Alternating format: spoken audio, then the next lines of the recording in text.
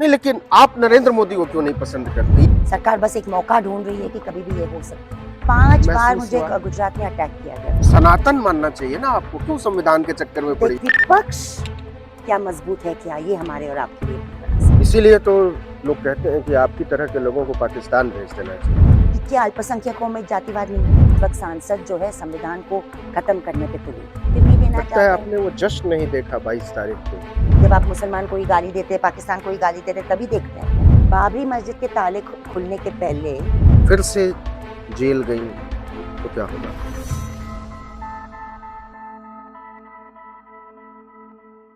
नमस्कार, आदाब, सत श्री अकाल, जय भीम, जोहार। मेरा नाम है नवीन कुमार। वो कौन लोग हैं जो हुकूमत की नजरों में खटकते हैं? वो कौन लोग हैं जो खटकते हैं दहशतगर्दों की निगाहों में? वो कौन लोग हैं जो उन लोगों की निगाहों में खटकते हैं जो पसंद नहीं करते जमहूरियत को, जो पसंद नहीं करते संविधान को, जो पसंद नहीं करते बराबरी, न्याय और बंधुत्व के सिद्धांत को? ऐसे तमाम लोग उन लोगों की नजरों में खटकते हैं जो नहीं चाहते कि संविधान की व्यवस्था इस देश में बनी रहनी चाहिए। तो ऐसे बहुत कम लोग हैं जो हुकूमत की नजरों में बहुत बहुत बहुत ज्यादा खटकते हैं, और ऐसे ही लोगों में एक शख्सियत है तीस्ता सितलवाड़।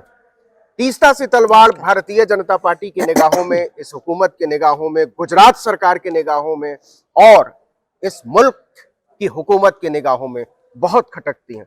पहले तो तीस्ता जी, आपका बहुत बहुत स्वागत है आर्टिकल 19 इंडिया पर। आपके चैनल को देख के दिल खुश हो जाता है नवीन जी। नहीं, पहले तो आप ये बताइए कि आप क्यों खटकती हैं, आप इतनी बदनाम क्यों हैं? देखिए, आज मुझे किसी पत्रकार दोस्त ने बताया हाँ, कि दिल्ली के सड़कों पे, जो हमारी राजधानी है, हाँ, 26 जनवरी का दिन है हाँ। और आज वहां पे तिरंगा नहीं लहरा रहा है, और 22 जनवरी के जो भगवा भगवे लहरा रहा था। लहरा रहे वो आज भी वहां पे कायम है।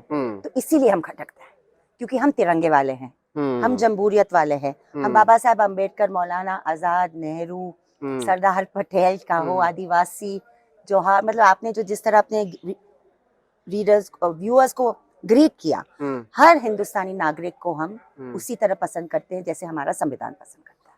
नहीं, लेकिन आप नरेंद्र मोदी को क्यों नहीं पसंद करते? ये तो सुप्रीम कोर्ट ने कहा कि आप नरेंद्र मोदी को पसंद नहीं करते हैं, आपने उनको बदनाम करने की कोशिश की। नहीं, खैर वो सुप्रीम कोर्ट की निश्चय पे मैं कुछ नहीं कहूंगी, क्योंकि मैं अभी बेल पे हूँ।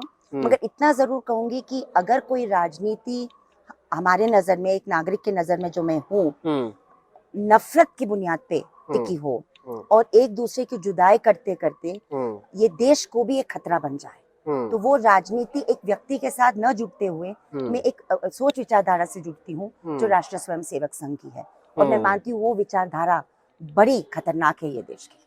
क्यों खतरनाक है?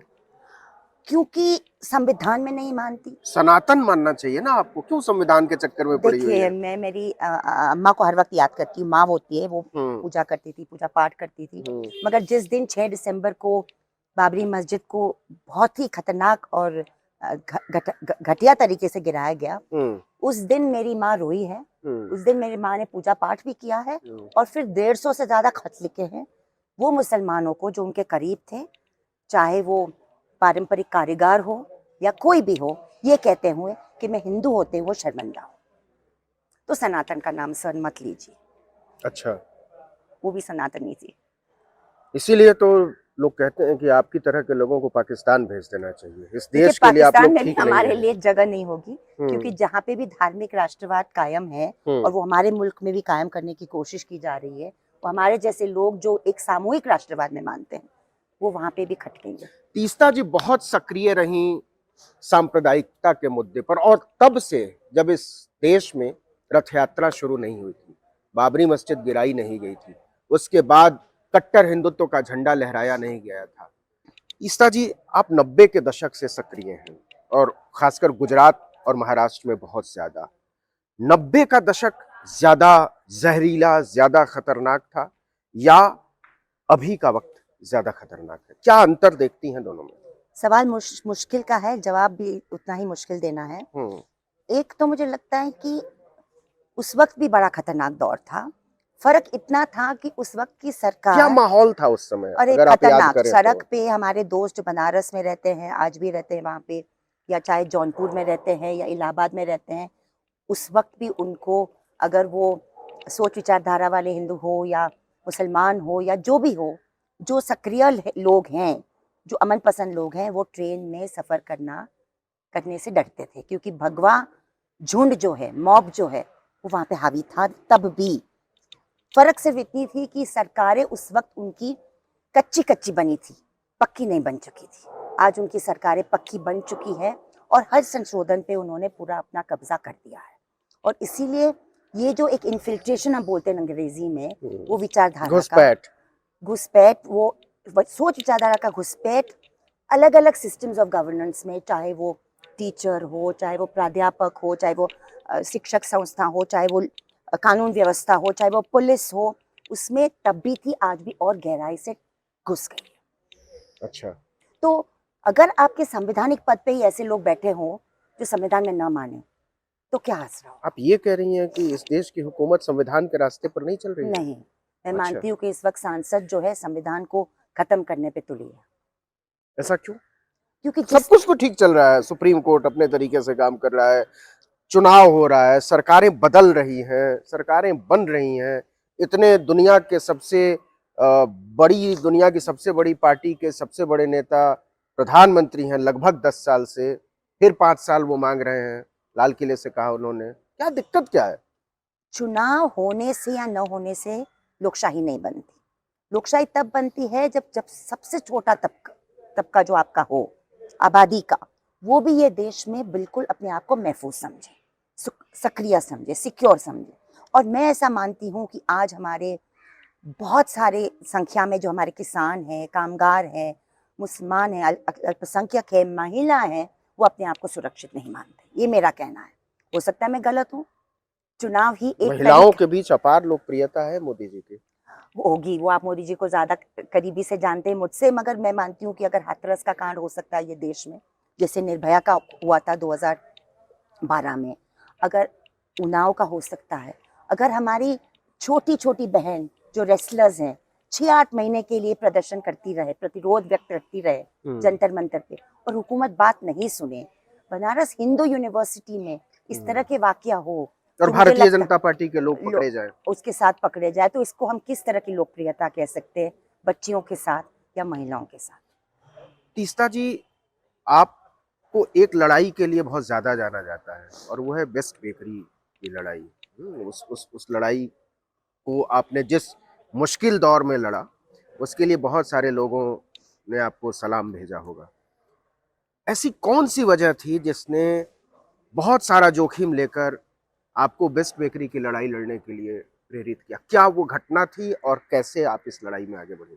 देखिए सर, मैं 2002 से पहले भी 1983 से मैं पत्रकार रही हूँ, और 2002 से हम पत्रकारिता के साथ साथ मैं सामाजिक कार्यकर्ता भी बन गई, क्योंकि सांप्रदायिकता को बहुत करीबी से देखते हुए, उसके बारे में लिखते हुए, विश्लेषण करते करते, पहले इंडियन एक्सप्रेस में, उसके बाद बिजनेस इंडिया में, उसके बाद कम्युनलिज्म कॉम्बैट में, जिसमें 5 हमने कवर स्टोरीज गुजरात पे ही लिखी 2002 के पहले। हमने देखा कि एक तरह का पूरा एक तैयारी बनाई जा रही है, समाज का निर्माण जिसे आरएसएस कहता है, और देश का निर्माण, जिससे इस तरह का जनसंचार होना ही था। किस तरह होता हमको नहीं पता, और हम बार बार इसके बारे में लिखते थे। Face to face with fascism हमारी एक कवर स्टोरी 1998 में थी गुजरात को लेकर। तो एक तैयारी हो रही थी, और जब गुजरात हुआ 27 जनवरी को, उस वक्त मैं आपको बता दूं कि मोबाइल फोन मेरे हाथ में पहली बार सितंबर 2001 में आया था। उस वक्त 22 रुपये मिनट था, बहुत महंगा था इनकमिंग कॉल। और उस वक्त मुझे 27 फरवरी को गुजरात के कोने कोने से कम 750 फोन आए। 22 रुपये इनकमिंग कॉल था, मोबाइल फोन पे, नोकिया का फोन था। उस वक्त अगर 27 फरवरी को सुबह से लेके 8:30 पौने 9 से 700 750 से ऊपर मेरे पास फोन आए, कॉल आने लगे, बड़े डिस्ट्रेस कॉल जिसको हम कहते हैं, पैनिक कॉल। और ओके, 60-70% मुसलमानों के थे, मगर हिंदुओं भाई बहनों के भी थे। क्या कर रहे थे, मतलब वो क्या बता क्या रहे थे? कुछ हो रही है, खतरा है हमारे गांव में, हमारे जिले में। ये गोधरा से पहले की बात है? गोधरा होने के तुरंत बाद। और उसके बाद हमने कितने फोन लगाए, जो भी पुलिस प्रशासन की जानकारी थी हमारी गुजरात से, दिल्ली में, यहाँ तक कि हमने प्रेसिडेंट के ऑफिस तक भी फोन लगाया। आपने किया? हाँ, निर्मला ताई देशपांडे ने हमको फोन नंबर भी दिलवाया था कि कहीं पे भी करो। मगर अफसोस की ये बात है कि हमें लगता था कि जहाँ पे भी हम पुलिस को फोन करते थे, गुजरात में? गुजरात में पीसी पांडे तब कमिश्नर थे अहमदाबाद के, मुझे याद है, बताते थे कि ये इलाके से फोन आ रहा है, वहां से पुलिस दूसरी बात जाती, बिल्कुल दूसरी, उस इलाके से चली जाती थी पुलिस? उस इलाके से नहीं, कहीं और चली जाती थी। ओके। तो ये एक बार नहीं हुआ, 2 3 4 10 बार हुआ। तो ऐसा लगा कि कहीं ना कहीं उन पुलिस के भी हाथ बंधे हुए हैं, उनको कोई ना कोई इंस्ट्रक्शन दिया गया है कि आप अपना काम न करो। और देखिए, ये पहली बार मैंने नहीं महसूस किया, बम्बई में भी हमने ये देखा था 92-93 में, कि पुलिस का ये व्यवहार, ऐसे नहीं कि सिर्फ गुजरात में हुआ है, मैंने शुरू से किया।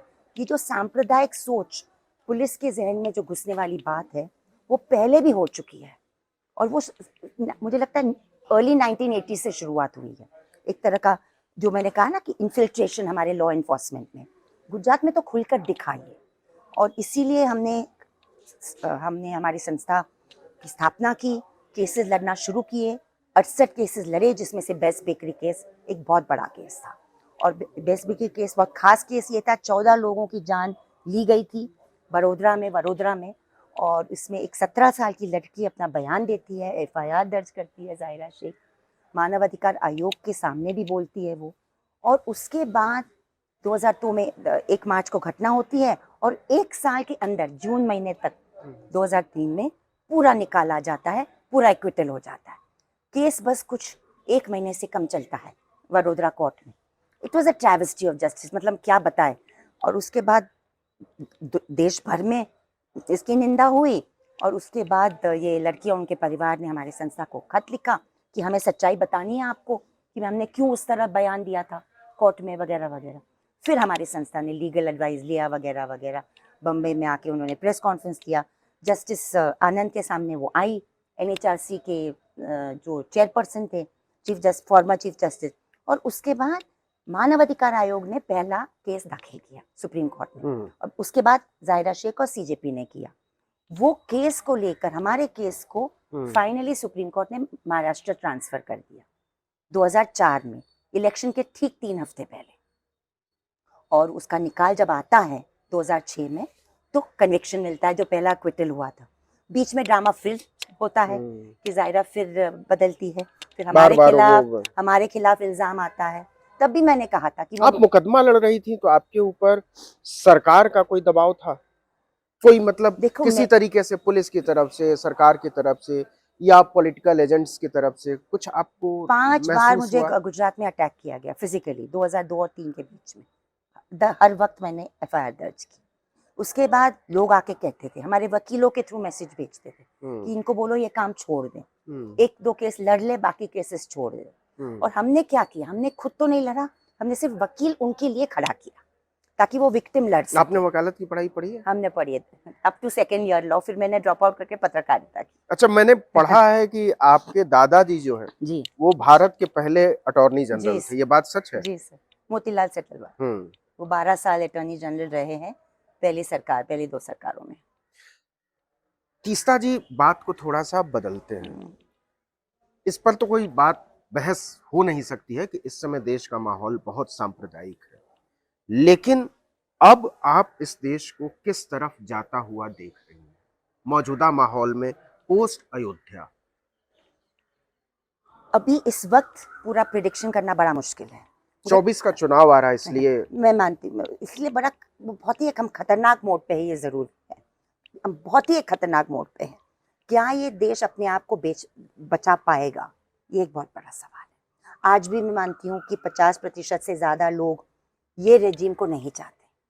50% ऐसा क्यों लगता है आपको? क्योंकि वोटिंग के आंकड़े दिखाते हैं। वोट तो मिल रहे हैं, वोट मिल रहे हैं 50-51%, मगर उससे ज्यादा तो नहीं ना। मतलब वोट जो पड़ रहा है उसमें से बस 50-51% से ज्यादा तो नहीं मिल रहा है। आप इतनी निराशावादी क्यों हैं?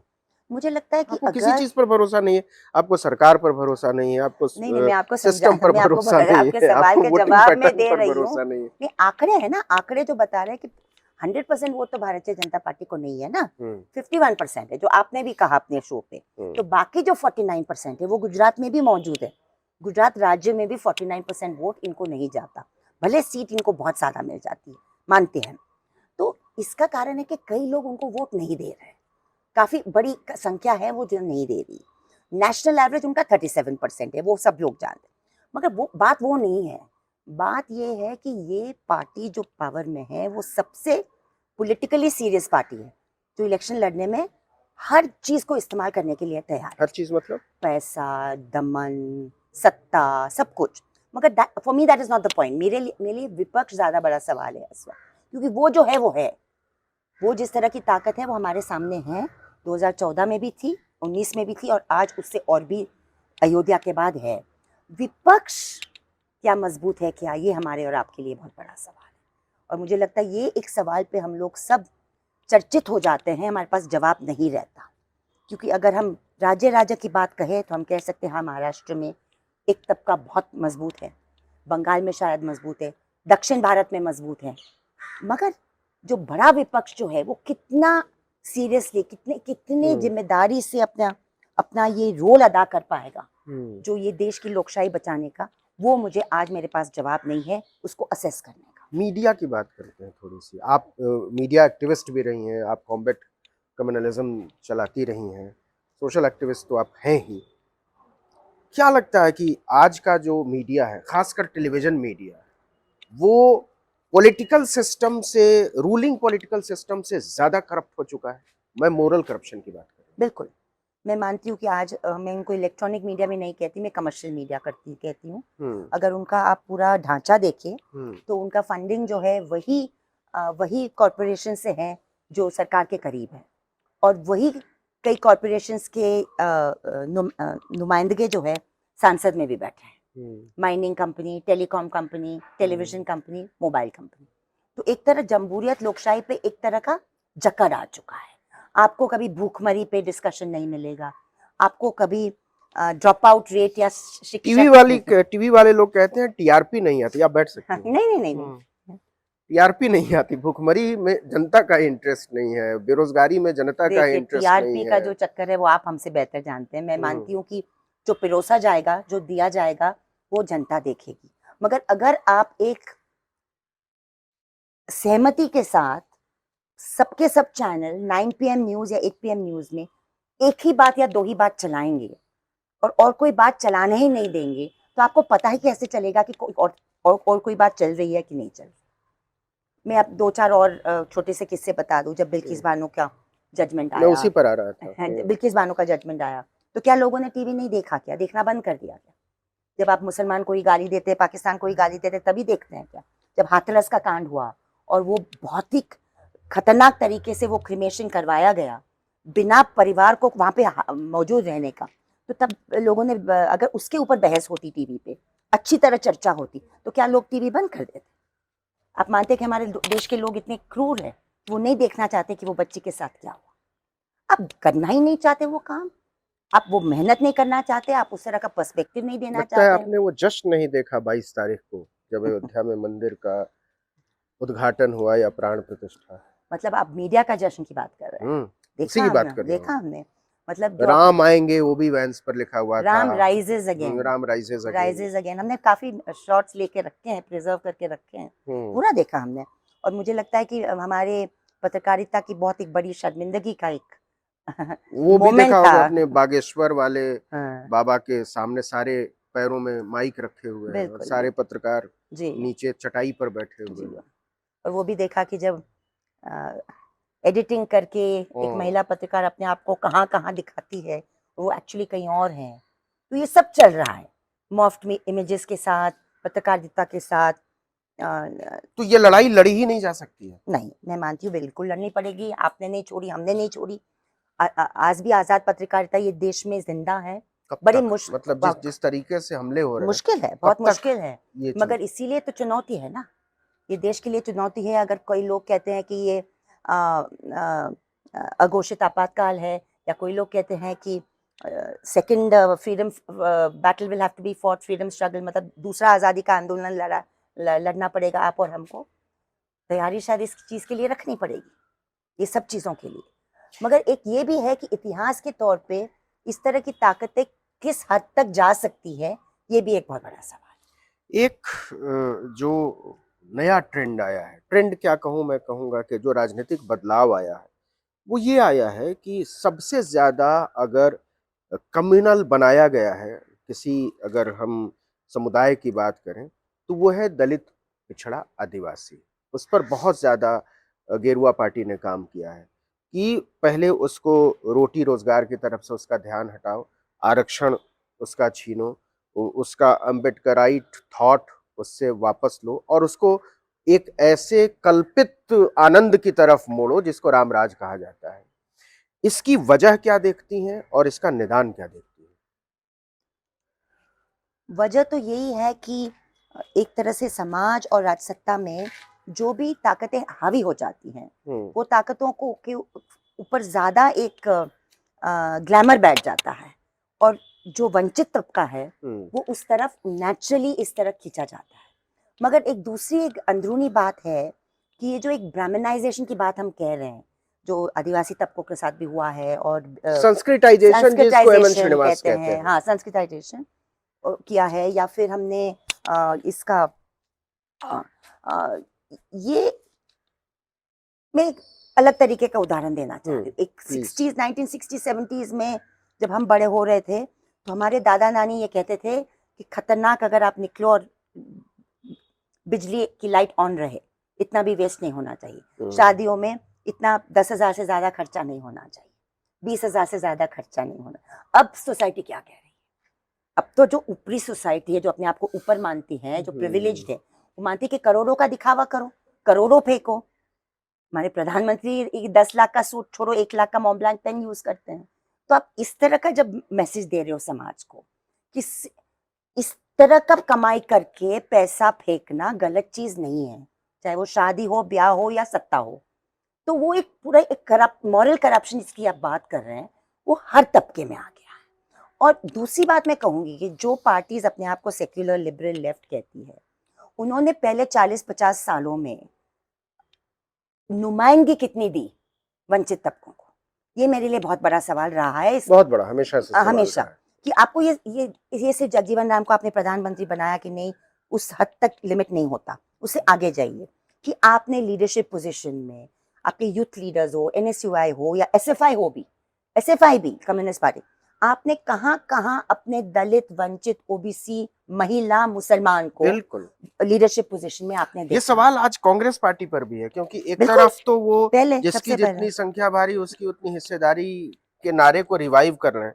दूसरी तरफ आपके प्रदेश अध्यक्ष एक खास जाति के लोग होते हैं, की पोजीशंस पर एक खास जाति के लोग होते हैं, तो वो दिखता नहीं है। दिखता तो नहीं है क्या और यही वजह है? सालों से हम पूछ रहे हैं सवाल कांग्रेस पार्टी से हुँ, कि जब आप अल्पसंख्यकों के साथ नेगोशिएट करते हैं, हुँ, जो आप अपने वोट बैंक है, या दलित के साथ जो आपके हुँ, वोट बैंक रहे हैं, हुँ।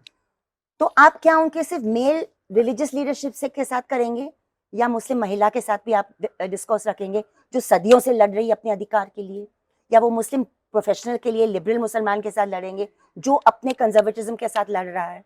उनके साथ आपका नेगोशिएशन कभी नहीं रहा। आपका नेगोशिएशन सब टोपी वाले मौलाना के साथ रहा। फिर दलित तक आई। दलित के साथ तो आपने बस यही सोचा कि बहुजन समाज पार्टी बनने से पहले हम ही हैं, इसके अलावा कहीं और नहीं जाएगा ये तबका।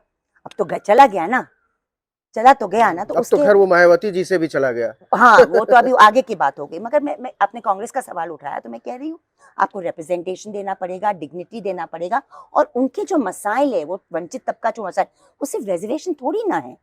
आज भी छूत-अछूतपुना को छोड़ के रिप्रेजेंटेशन हर जगह, एक लाइफ ऑफ डिग्निटी, ये सब सवाल पे कहाँ पे अच्छी तरह से डिस्कशन होता है सेक्युलर लिबरल सर्कल्स में।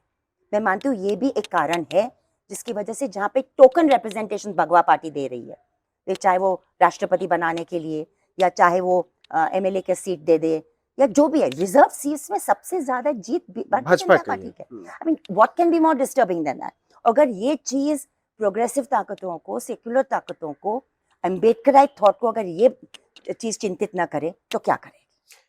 एक एक एक जो ज़रूरी सवाल है वो ये है कि आपने अम्बेडकराइट थॉट की बात की। उसी से जुड़ा हुआ सवाल थोड़ा एक्सटेंड करना चाहता हूँ। क्या आपको लगता है कि जो अम्बेडकराइट थॉट के लोग हैं, वो चाहे थिंकर हों या जर्नलिस्ट हों या पॉलिसी मेकर्स हों, वो जाति जाति जाति करते करते करते उनको पता ही नहीं चल रहा है कि वो कब फासिज्म के खित्ते में पहुंच गए, और फिर उसकी भी जय जय जय जय जय बोलते रहते हैं। देखो, एक्सट्रीम आइडेंटिटी पॉलिटिक्स आपको एक ही रास्ते पे ले जाएगा, और वो है एक्सट्रीम फासीवाद। एक्सट्रीम आइडेंटिटी पॉलिटिक्स नहीं चलेगा। आपको आइडेंटिटी अपनी रखनी है, उसके लिए लड़ना है, अपना हक अधिकार बचा के रखना है, और जो प्रिविलेज तबका है उसके सवाल करते रहना है। मगर इसका मतलब नहीं है कि आप उसके बजाय कुछ भी ना सोचो। जैसे मैं आपको एक छोटा सा किस्सा सुना दूं कि डॉक्टर बाबा साहेब अम्बेडकर का, उन्होंने से 1924 में बहिष्कृत हितकर्मी सभा का स्थापित किया। उसमें हमारे परदादा अध्यक्ष थे, मोतीलाल के फादर चिमनलाल सैचलवाल। और उनका क्या मतलब, हमारे वो तो मेरा नाम से मेरे परदादा, इसी मैंने बात बता दी, मगर सबके सब जो उसमें थे, उसमें एक नरीमान थे, उसमें एक यहूदी थे, उसमें एक ब्राह्मण थे। तो ये बात ये था कि उस वक्त भी डॉक्टर अम्बेडकर जी को इतने महान मानने वाले और खास इंसान मानने वाले हर तबके में थे। तो वो तो इतिहास है ना, वो इतिहास ना सांस्कृतिक तबका डिनाई कर सकता है, न बहुजन तबका। तो हमें मानना पड़ेगा कि एक आइडियोलॉजी को हम एक्सट्रीम पे, चाहे वो अम्बेडकराइट हो, लेफ्ट हो, नहीं ले जाना चाहिए। कहीं ना कहीं हमको ये सोचना चाहिए कि कहाँ पे डिग्निटी हर एक की बात हो। देखो, दूसरी एक बात मैं आपको उल्टी बात करूं कि क्या अल्पसंख्यकों में जातिवाद नहीं है? मतलब इंसान, मुसलमान क्रिश्चियन ने इस्लाम और क्रिश्चियन धर्म क्यों चुना ये देश में, ये दक्षिण एशिया में? इसलिए नहीं चुना क्योंकि वो तलवार आई और कन्वर्ट, हो सकता है इक्कड़ टुक्कड़ ऐसा हुआ होगा, मगर दक्षिण भारत में ज्यादातर जो पूरा कन्वर्जन हुआ है केरल से लेके ऊपर तक, वो इसीलिए हुआ कि परसेप्शन में ये मजहब धर्म जो थे वो ज्यादा इक्वल थे वर्शिप के लिए, इसलिए लोगों ने अपने आप को कन्वर्ट किया, धर्म परिवर्तन किया। बाबा साहेब अम्बेडकर ने तो अपने आप को बौद्ध धर्म कर 10 लाख लोगों के साथ बनाया। तो मगर जात नहीं चला गया। धर्म परिवर्तन के बाद भी आपके पासी मुसलमान, पासमंदा मुसलमान, दलित क्रिश्चियन का मसला रहता ही है। गोवा में अलग सिमेट्री है दलित ब्राह्मण क्रिश्चियन की। तो ये जो अल्पसंख्यक को भी ये सवाल करना चाहिए कि जब हम अपने आप को एक माइनॉरिटी मानते हैं तो जातिवाद का सवाल क्या है, उसके ऊपर हम बात नहीं करेंगे क्या? तो ये हर तबके में ये बात है। आपने आइडेंटिटी और एक्सट्रीम आइडेंटिटी की बात की, और कंप्रोमाइज इन पॉलिटिक्स की बात की। आपको क्या ऐसा लगता है कि जो शाहबानों का किस्सा हुआ, शाहबानों का हिस्सा मारने की वजह से जो दबाव उस समय की सरकार पर बना, उसकी वजह से ऐसी परिस्थितियां खड़ी होती चली गई कि बैलेंस करते करते करते करते देश लोकतंत्र से बाहर जाता हुआ दिखाई देने लगा। वो ऐसा क्षण जरूर था, और मैं हर वक्त कहती हूँ, हमारे साथी जावेद आनंद भी कहते हैं, हर वक्त ये सब बात हम लोग दोहराते हैं नौजवानों के, पत्रकारों के सामने, कि वो मोड़ जो था हमारे समाज का और हमारी राजनीति का, बहुत ही एक अहम मोड़ था जो संभल भी सकता था और बिगड़ भी सकता था। क्योंकि बाबरी मस्जिद के ताले खुलने के पहले, कुछ हफ्ते पहले, ये निश्चय आता है सुप्रीम कोर्ट का, और उसी वक्त वो आवाज उठती है कानून बदलने की कि हमें बाहर रखिए आईपीसी से। आपको बता दें कि शाहबानों का जो केस था, वो शाहबानों एक मुस्लिम महिला थी जिन्होंने पति से अलग होने के बाद गुजारा भत्ते की मांग की थी, और सुप्रीम कोर्ट ने फैसला सुनाया था कि वो निचली अदालत से होता होता सुप्रीम कोर्ट तक पहुंच गया था, और सुप्रीम कोर्ट ने अंतिम फैसला सुनाया था कि गुजारा भत्ता तो देना पड़ेगा। इसके बाद उस समय की राजीव गांधी की जो सरकार थी वो दबाव में आती है और उस फैसले को पलटने के लिए संसद में कानून बदलती है, और उसके बाद फिर राम मंदिर का ताला खुलने की कहानी। उसी वक्त आरिफ मोहम्मद खान का आरिफ राजीनामा मोहम्मद खान का, खैर वो कहाँ पे पहुंच गए, एक दूसरे एक्सट्रीम पे पहुंच गए। खैर, तो ये बात जरूर हुई है, और मैं मानती हूँ कि दोनों साइड के एक्सट्रीम के साथ हाथ मिलाना और ताली बजाने की कोशिश करना सबसे खतरनाक होता है पॉलिटिक्स के लिए। और हमारे ये सरजमीन जो है उसने विभाजन बंटवारा भी देखा है।